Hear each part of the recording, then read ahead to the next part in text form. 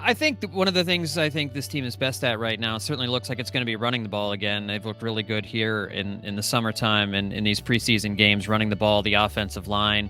Man, Cam Jurgens has looked really good at Yeah, center. he It's pretty has. amazing, Yeah. and it's kind of fun to think about, what the future could hold with a young offensive line like they have with him there.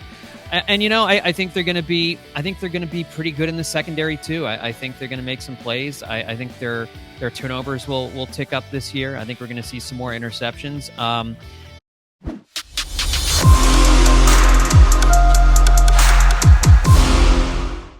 Traveling Tuesday here on Birds 365. Eagles, including my buddy John McMullen, heading down to Miami, take on the Dolphins in a couple of joint practices before Saturday preseason game. Here to talk about all of this, the final week of preparation to get ready for a season. A guy who's been covering the Birds for years, contributes on Bleeding Green Nation, his Eye of the Enemy podcast is a must listen for Eagle fans. Only problem is he's scraping the bottom of the barrel. He had me on his guest. You know things are going south when that's the case. John Stolnis joins us here on Birds 365. Are you cool with the fact that you're not going to be in South Beach for all this Eagle action this week? Yeah, I mean, it's certainly, hey, that's a nice getaway for sure. It's better than going to someplace cold in the middle of the fall. But yeah, I'll let you all do your thing down there in Miami. Those of you guys are going.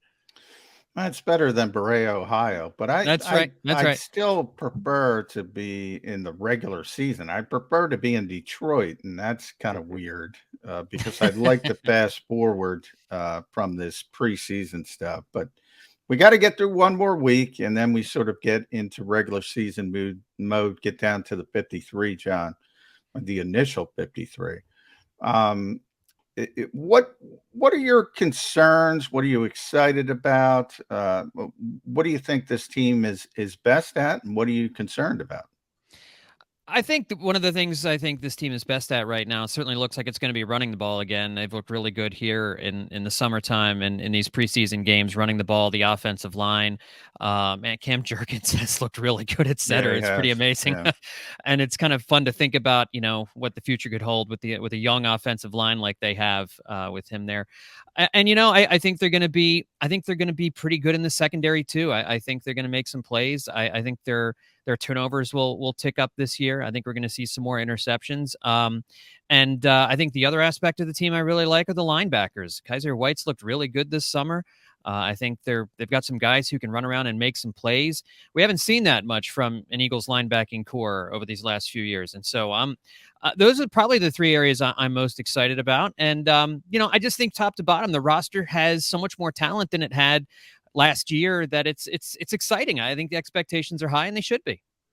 All right, we are now one full year and almost an entire off season in evaluating the Eagles coaching staff, head coach Nick Sirianni and all of those under him.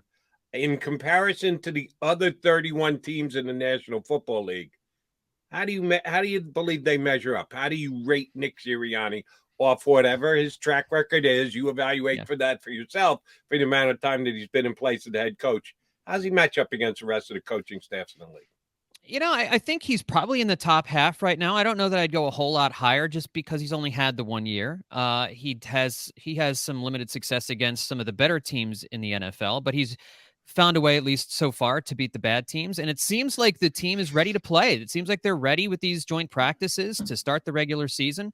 I know that he and his coaching staff took a lot of heat for the lack of off-season practices and kind of the light-hitting summer training camp. But they look ready. They look really good so far here in the summertime. And I don't know that he is. I heard you guys talking before I came on about innovation. I don't know that he's the most innovative coach in the world. I don't know that you need that. I think you just want a coach that can play to his team's strengths, that can identify what the strengths are and use those guys to the best of their ability. And I don't care if he's reinventing the wheel or not. As long as he gets the most out of Jalen Hurts, he's able to scheme up the passing game and the running game and allow his defensive coordinator the freedom to do what needs to be done and to step in when the head coach needs to step in. I think I don't know how I can compare him to the rest of the best coaches in the NFL. I just think he needs more time before you can really say he's top 10 or even, top 12. But I certainly think he's top half just based off of what we've seen so far.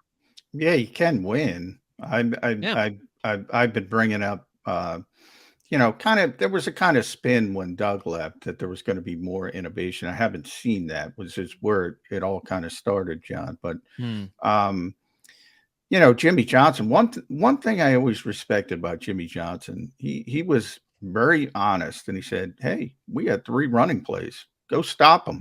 When you have Emmitt Smith and Larry Allen, Eric Williams, Mark Stem, he had 3 running plays, and nobody could stop it. So sometimes, not sometimes, all the time, execution is more important. Talent is more important. Yeah. And if you couple those two, then coaching, it's kind of where you have that even keel, or you're a little bit worse maybe. And like we talked about in the postseason with Tampa Bay last year. Okay, now we got to scheme something to be in this game. That's what I don't know where we are yet. Not necessarily that it's bad, but I don't know where we are yet. Yeah, and I think surrounding Nick Sirianni and his coaching staff, it's just more question marks than anything else. It's not that I don't think they can be in the top echelon of coaching staffs. It's just we don't have enough data yet, I don't think, to really make a good assessment of where they are. I just remember from Andy Reid's tenure, he was inventive. He really did bring a lot of really smart things offensively, but then he'd get into a playoff game and he'd outsmart himself a lot of times. We saw that with Chip Kelly. We saw that with a lot of the other coaching staffs, where you get guys who they get inside their own heads sometimes, and then they outthink themselves. They get too smart for the room. And I want to coach, in 2017, I think that was my favorite aspect of Doug Peterson, is that he seemed like he had a lot of humility in listening to other people and not trying to do too much, and taking what the defense gave them, utilizing the players he had, and using them to the best of their abilities. I think the great ones, I would like to think, can put the ego aside a little bit and just do what wins games and leave it at that. I think it's going to be great week 1 against Detroit, because guys like Jody McDonald and John McMullen, Robert John Stolnis, will overanalyze run-pass ratio. Yeah. It's been a bugaboo here in town forever. Going back to Andy, through Chip, and it's going to be a conversational topic again this year, because some people, like my partner, believe they should still be leaning on the run more, that's how they got to the playoffs last year. And we all watched a game against the Browns this week. How'd they win? I know it was exhibition, but they did win. They ran the ball down the Browns' throat. Guess what?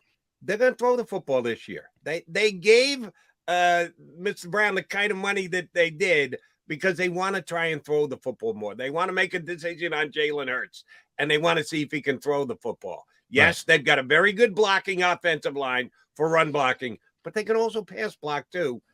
You don't think there's any chance that within a week or two, the coach is going to throw his hands up like he did last year and go, "Oh, shoot, we got to run the football." I know, Mr. Laurie, you'd like us to throw the football, but we're better running the football. That's not happening this year, is it?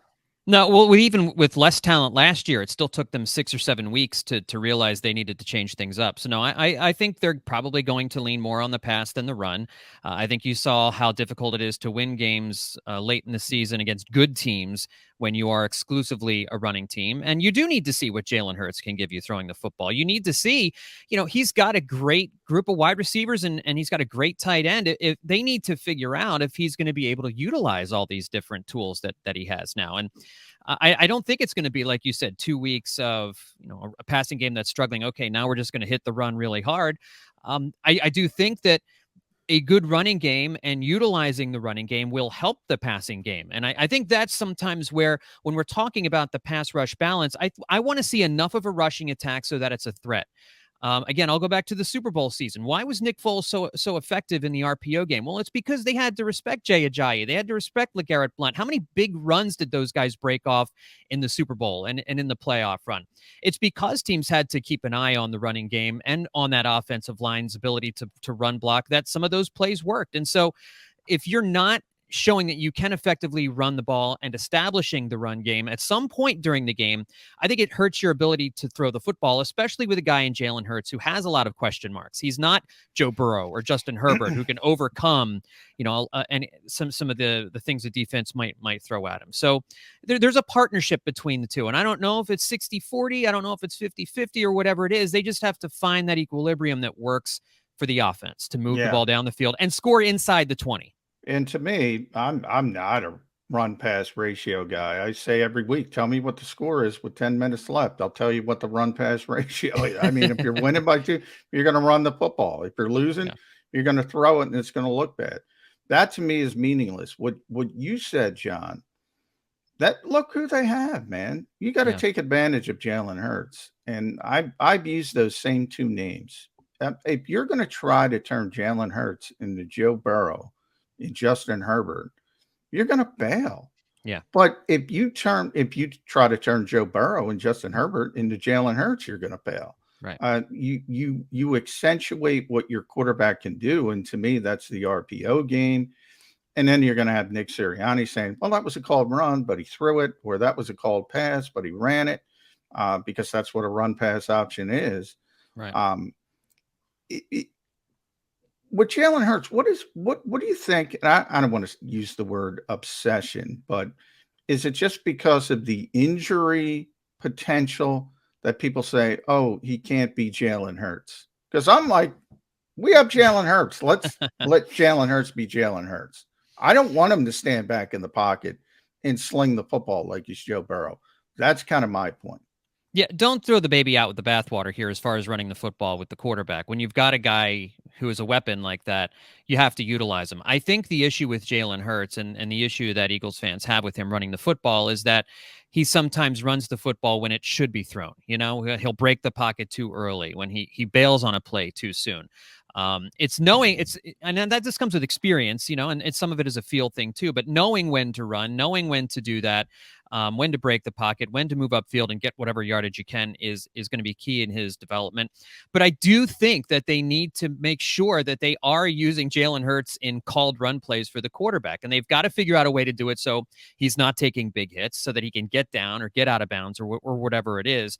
That's what I mean, just with an equilibrium, with finding a balance. They have to utilize all these different guys and utilize their strengths. And I think Nick Sirianni and Shane Steichen will do that. I think they'll figure out a way to allow Jalen Hurts to continue to be effective in the run game. They're not stupid. They know what they have in Jalen Hurts as far as a running quarterback is concerned. And I don't think they're going to purposefully sit back there and say, "Okay, Jalen, you're going to drop back 40 times a game every game, and let's see what happens." Well, as a quick follow-up there, John. Sorry, Jody. I agree with you. I think Nick Sirianni and Shane Steichen understand what they have in the quarterback. Do Howie Roseman and Jeffrey Lurie, or are they sort of, Jeffrey's been very honest over the years about, I want to, the easiest way to win in this league. And by the way, I agree with him, is the high-powered, consistent passing offense. But if you don't have Joe Burrow, if you don't have Justin Herbert, utilize what you do have. Is the powerful people in the organization, are they a concern when it comes to the football part of it? Because they want to play in a certain way. Mm-hmm. And maybe you're not equipped to play that certain way right now, but you can win a lot of games playing a different way, which we saw last year. You can. I think the concern with a quarterback like Jalen Hurts, and I think we've seen this with other running quarterbacks like Lamar Jackson, like Michael Vick. I'm trying to remember a primarily running quarterback that has won a Super Bowl. There are just not a lot of them out there. And I think when you look at Super Bowl winning quarterbacks, most of them are your traditional drop back quarterbacks. And so I think if you're Jeffrey Lurie and you're Howie Roseman, you see that is how teams have traditionally won in the NFL, that some of those running quarterbacks have gotten to the Super Bowl. I mean, we've seen guys like, we've seen guys do that. We've seen Kaepernick and Cam Newton, but Cam Newton could also really throw the football too. He was a great running quarterback, but he was Colin was really close. Exactly. Yeah. I mean, that dam will break though. Don't you want to be the first to break that dam? It will, because it will. I don't know when it's going to happen, but it is going to happen because there's more and more of these dual threats, and then the percentages just rise. And Kaepernick almost made the great comeback, as you mentioned. I think the Panthers were 15-1 that year, or some outrageous record. I mean, they were a really good team. It's going to happen at some point. Why not be that guy? Why not be that guy to break through? Here's what I'll pretty much guarantee you for this year. If Jalen Hurts leads the Eagles in rushing attempts this year, they're not winning a Super Bowl. That one I'll tell you right now. It's never happened. Well, I A agree team with a that. quarterback who's run the ball more than Yeah, anyone that's else on not the what I team mean. That's has not what never I won a mean. Super Bowl. That's not what I mean. I mean, We did a last year. run. You realize that, right, John? Jalen Hurts had more rushing attempts than any other Philadelphia Eagles last year. Yeah, but that's because Miles got hurt. I mean, the run heavy aspect of it, and that's where John brought up Kaepernick is probably the best example, and then probably Cam after that. But Cam could really sling it as well. Steve Young, had that and actually won one. Tremendous runner, but obviously much more pass heavy. Mike Vick is another one. Yeah. Close, Mike no Vick has made some deep runs. It's not about having the most running, and like I think that was circumstance. If Miles is out there for 17 games, he's going to be now. That's a big if, but he's gonna run the football the most for the Eagles. Oh, by the way, remember Jalen sat 2 games last year too. Yeah, he did. Well, but if you look at the numbers, I mean, statistically, it would have ended up with Miles on top. He runs it a lot for a quarterback. I'm not saying he doesn't, and I'm not saying I don't want him to run it a lot because he's effective running the football. And I remember Nick Sirianni in the offseason saying at some point, he had always said there were 4 areas he evaluates quarterbacks, and it's accuracy, number 1, decision making, arm strength, movement skills. Obviously, Jalen has the movement skills, arm strength. He's not Brett Favre, but the Eagles have said he's fine from that standpoint. So then it comes down to accuracy and decision making. And he always puts accuracy first. And that's why Jalen was working in Southern California to get back. And then he said he's starting to debate decision-making versus those movement skills, because he said sometimes you don't realize what you have until you have it. And what he does to opposing defenses, just the threat of his ability puts so much stress. And I go back to that Giants game last year. They ultimately lost it because Jalen Reagor dropped a couple balls he should have caught. Jalen was really bad in that game, but he kept pressing and pressing and pressing and kept making a play here and there. Carolina game was very similar to that as well. And he had the Eagles in a position to steal the game if Jalen Reagor can just catch a pass. That's a very valuable trait to have, because most guys, you can see a normal drop back quarterback, right? In the second quarter, if he doesn't have it, you're done. All right. He doesn't have it today. Jalen Hurts is always coming for 60 minutes. That's very, very difficult for an opposing defense to deal with. Do you think that's underrated a little bit? I do. I think that's especially during the regular season when you're playing a team like New York or Carolina, where you can kind of get away with, you don't have your fastball that day. All right, we're gonna rely on the secondary stuff. I think that's important to be able to have a guy with other tools in his tool belt, and to be able to run the ball, to be able to make plays outside the pocket, to be able to figure it out. We saw Carson Wentz have days like that where he just didn't have it throwing the football, but was able to kind of run around, make plays, put pressure on the defense, make defensive coordinators have to bring an extra guy after the quarterback. And hey, somebody breaks free and you can hit a big play. Hitting splash plays in the NFL is highly underrated. We talk about schemes and we talk about offense, but when you've got an ability to make splash plays, you can win some ball games when you're not at your best. And even though he had all his struggles last year, Jalen Hurts still would be able to hit the splash play. A lot of time it was with his legs, and sometimes it was throwing the ball.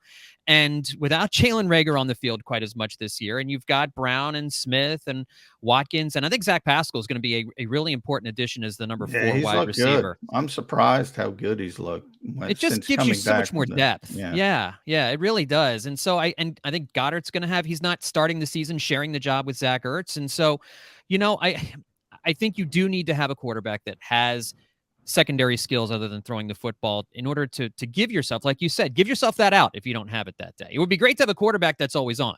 There's only a few of those guys in the league, and they're few and far between. All right, I want to jump over to the defense side of the ball for a second, John. last year the Eagles played mostly zone defense in a defensive backfield. That seems to be what Jonathan Gannon prefers. They did add James Bradbury, who's an upgrade. I was a Steven Nelson fan. I'm a bigger James Bradbury fan this year. So they got two outstanding corners on the outside. Maddox is one of the better inside cornerbacks, slot cornerbacks in the NFL, for my money. Will Jonathan Gannon change? Will he be innovative and use more man-to-man defensive schemes because he believes he's got kind of talented corners that you need to have to go that route? Or do you think he'll stick with what his usual philosophy is? My guess is he'll probably stick with what his usual philosophy is. He went and got a linebacker this offseason in Kaiser White, who is really good in zone. I think the linebackers are set up to kind of continue to play that type of defense. And, I think, a defensive coordinator, generally speaking, is going to do what they're most comfortable doing. They like to talk about being a hybrid defense and doing all these different things. But at the end of the day, defensive coordinators generally, run home to whatever it is they're used to doing. So I think it gives them maybe some flexibility. You can switch it up. Maybe there's a game where you play more man against a certain type of quarterback or a certain type of scheme where you want to match up certain receivers against certain cornerbacks. But I think generally speaking, they'll probably continue to play zone. I am curious to see what this defense is going to look like because they do have way more talent this year on defense than they did a year ago. They should be able to get to the quarterback a lot easier with their front four, which should allow them to play a more effective zone than they played last year. They didn't get any pressure from their front four, from their front seven. And I think they're going to get more pressure this year, which will allow Gannon's zone defense maybe to be more effective than it was a year ago. Yeah. Is there the only concern defensively, to me, from a talent standpoint, is safety. And I'm kind of, it's almost gotten to the point where Marcus Epps has crossed this imaginary line. And I'm a big, Jody will tell you, I'm a big Epsy guy. I was on that train early. But I'll also say, look, he hasn't proven anything to this point. Yeah. I think he's got a good chance to be a good player in this league, but it's still uncertainty. And we kind of know what Anthony Harris is at this time of this point of his career, knows what he's doing. But you talked about those splash plays, and you're 100% right. The Eagles, the only two stats they correlate winning to are turnovers and explosive plays. They constantly say it. Those are the only two statistics that correlate to winning football games consistently from week to week. If you win both those battles, you're going to win the game. So from that standpoint, they have all these different playmakers, but there's this issue on the back end.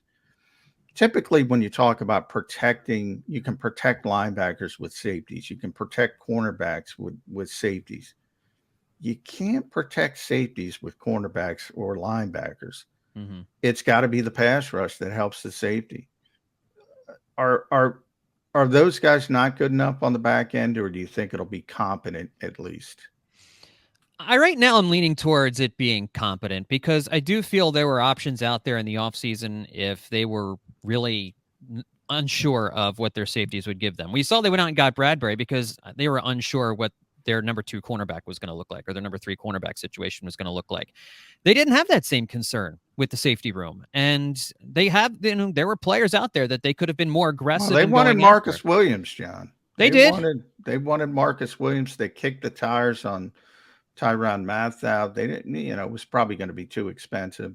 Yeah. They tried to get better at safety, and Jaquiski Tartt, which I don't know what to think of Jaquiski Tartt at this stage, but they indicated they know there was a potential issue. They just, sometimes you can't get stuff done. I mean, sometimes Baltimore outbids you.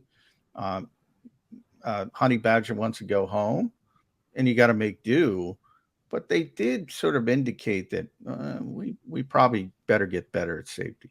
Yeah, I just feel like there's probably always going to be one aspect of your team you're just not going to be able to load up on. And, they've loaded up pretty much everywhere else. And safety was, I guess, if there are any lingering concerns about safety, that's probably one of the areas where they're thinking, okay, you're right. Let's get the pass rush. We got Reddick to get to the quarterback. Brandon Graham's back. They're hoping Josh Sweat takes another step forward.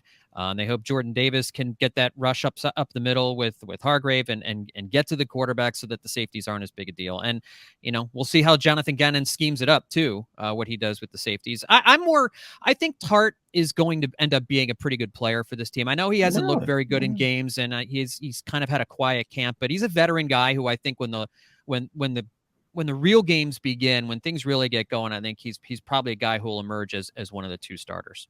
And I got bad news for Eagle fans who are sitting home optimistically thinking, well, how he's going to get somebody, Chuck Clark, not coming. Baltimore's not trading him. They're going to play 3 safeties. Got it from a pretty good source.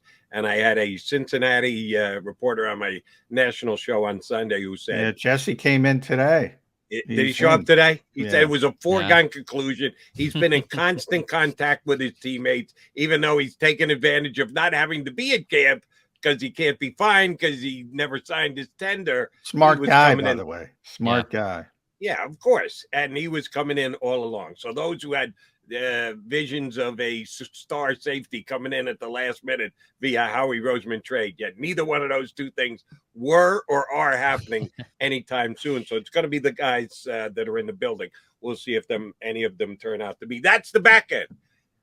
John, are you going to find yourself this year, because I fear I might, spending too much time looking at the interior defense just to see what havoc Jordan Davis is running on the other team's defensive line? I mean, that's all you got to kind of follow the football. That's what you do as a football. You got to watch the football. And I fear I'm going to miss some stuff because I'm going to be zeroed in on Jordan Davis. Do you have the same fear? I'm going to chime in before John because I want to hear your thoughts. But all I did was watch Jordan Davis from my personal perspective. Yeah. And it was interesting because he was so dominant against the Jets, and he didn't play as well against the Browns, which I think part is because they played more 40 fronts, more 4-man fronts, and they were trying to make him, it's preseason. They're trying to let him do, work on some stuff like the pitcher, trying to add the curveball to his repertoire. They're trying to get him to work on some stuff. But you saw when he's not dominating, Davion Taylor, Sean Bradley, Nakobe Dean, they got blockers on them. It's a whole different ball game. And Cleveland was running the football at will. Jordan Davis is so important to this team. And all I do is watch him. John, sorry. I had to break it. No, that's fine. And I think you're right. I think he's going to be a fascinating guy on that line to watch, and how much pressure they're able to get up the middle. I think you'll also see when Hargrave's out there, and I don't know what Fletcher Cox is going to give him this year, but Milton Williams is out there. When they've got some of the other starters out there with him, they won't be able to give Davis as much attention as maybe Cleveland was able to give him in this last game. And I do think it is going to be fascinating to see how he's able to disrupt things, because I go back to the Buddy Ryan days, and I just remember Jerome Brown and the havoc that he was causing up the middle. And, we saw Fletcher Cox in his prime do the same thing. And the Eagles have had a run of really good defensive tackles over the years. It's amazing how how do you beat Tom Brady? How did you used to beat Peyton Manning? How do you beat these right up quarterbacks? You get them up the middle, that you get in their face so that they cannot get the ball outside, so they can't do what they want to do. And if Jordan Davis, the knock coming out of college was that he didn't rush the passer all that much. And of course, the argument was he wasn't asked to do that all that much. And so I think as the season goes along, you might see that develop more as he gets comfortable playing in the NFL and he gets coached up. I think one of the underrated aspects of the Eagles is I think the assistant coaches have done a really good job coaching up players at the pro level. I think we think that when a player comes to the pros out of college, that they're mostly a finished product. And in some cases, that's true. But I think with the Eagles, we see they do a pretty good job, especially Stoutland, of course. But other guys, they seem to really be able to coach some of these guys up. And I think that Jordan Davis will get better as the season goes along, as he gets coaching here at the pro level. All right, last one for me, John, and we appreciate you jumping on board with us, always do. And we'll certainly get you on during the season. Well, actually, I got two, but so let me ask the first one first. Jalen Reagor, Andre Dillard, two guys whose name who've been thrown around plenty for trade possibilities, because there's no pathway for them to be able to live up to their draft expectations. If they're here, they're not going to play first-round draft pick who can't get on the field. What the hell?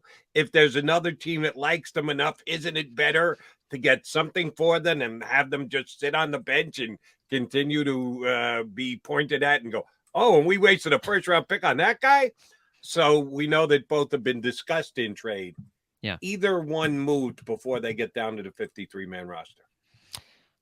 I don't think Dillard gets moved because I think he provides you some important depth at left tackle. I think if there's a trade to be made, they'll make it, but I don't think they're looking to make one. And I don't think, unless somebody suffers an injury, I don't think he moves. Reagor at this point, given how Deion Kane has played and given some of the other guys at wide receiver who've been making plays this summer, I think there's a probably better chance than not that Reagor goes, just a guess on my part, simply because I feel like he can be another team's number 4 receiver somewhere. And that there's probably more options open for a guy like that. I know left tackle is a highly desired spot, and I think Dillard can play left tackle, but I think the Eagles know that, and they'll want more than just a 6th round pick for Andre Dillard. Whereas I think they'd be willing to let Reagor go for a 6th rounder. So yeah, that's why that's I feel interesting. Like well, they're definitely not letting Andre go for a 6th round. I mean, they would only let Andre Dillard go for a day 2 pick, and it might have to be a 2nd round pick, to be honest. Rager's interesting because they've been playing hardball with him as well. But I think they would accept conditional 4, maybe. I don't think they would accept a 6. But I think there's more interest in Jalen Reagor than people realize around this league. And me, for one, I want to see him in Green Bay because I think Aaron Rodgers would make Jalen Reagor a star. And I know Eagles fans wouldn't like it, but I just want to see it as a science test. I want to see, and if he can't make it with Aaron Rodgers, he can't make it. Now, I've heard some other teams, Denver had some issues, lost a receiver, even Dallas, but the Eagles aren't going to want to trade him to Dallas. But if he could somehow get to Green Bay, I would love to see it. I think Jalen Reagor is a change of scenery guy. He's got talent, but it's not going to work here. And the sooner the Eagles recognize that, the sooner they can move on. But here's my last question. Sorry, I'm getting too wordy here, John. Sorry. He's the punt returner. He's the kick returner. Yeah. Who does those roles if Jalen Reagor isn't here? Because it hasn't been good with Jalen Reagor, without Jalen Reagor, and they don't seem to have an obvious path without him. Yeah, I mean, do you put Huntley back there? I mean, I think you could probably have Huntley return kicks. Kickoff returns are mostly touchbacks anyway. I think punt returning is the area where I think more important. Yeah, it is, and I think what is Greg Ward probably the next guy up there? Yeah. Do you ask somebody like? I mean, would you ask? Does Gainwell or Watkins would you have to put one of those guys back there? I mean, I think last time I looked at the depth chart, they had Britton Covey as their number 3 punt returner, and so maybe he's a guy who would handle that. But you're right, that's important. Punt returning is important. We saw that hurt them last year in terms of field position, and Reagor didn't do a good job. And so I'm not necessarily anxious to have Reagor do it again. If they have a better option, but the fact that they have him back there seems to indicate to me they don't have a better option. So you're right, from a special team standpoint, you don't want to give Reagor away, but at the same time, if somebody's giving you a 4th, and I would even say I would move Reagor for a 5th personally, I would still do that deal, even if it meant you kind of had to get creative with punt returning. All right, this is the last question. I promise. No, you got to get back to work. We'll probably not get you on before the season starts. Chances are BLG will make all you guys come out with a prediction. We'll see it on Bleeding Green Nation, and or certainly on your podcast. I know you're going to do one and get on the record. Yeah, with the ability to change your mind between now and the next 12 or 13 days when the season starts, and people are going to have to get your prediction in other spots. We need a Mac and Mac Birds 365 prediction out of you. How many wins the Eagles get this year? I think this is a really good team. I don't know that Jalen Hurts is going to be a whole lot better as a passer, but I think with the offense, it's gonna rise the tide. I think this is an 11-win team. I think this is an 11-6 team. I think this is a division-winning team, and I think this is a team that's set up to win a couple of playoff games. So I don't know how far they go exactly. I'm still kind of on the fence as far as how far I want to take them. But I think this is a good roster, and I think the quarterback will play well enough, and I think the schedule really sets up well for them. That if they do play well, if they look as good in the season as they've looked this summer, I think this is an 11-win team, and I think it's a division-winning team. Check him out on Bleeding Green Nation and his podcast, Eye on the Enemy. John Stolnis, appreciate it much. We will certainly be getting you back on once the season gets underway. Appreciate you doing this little preview spot with us today. You bet, guys. Thanks, guys.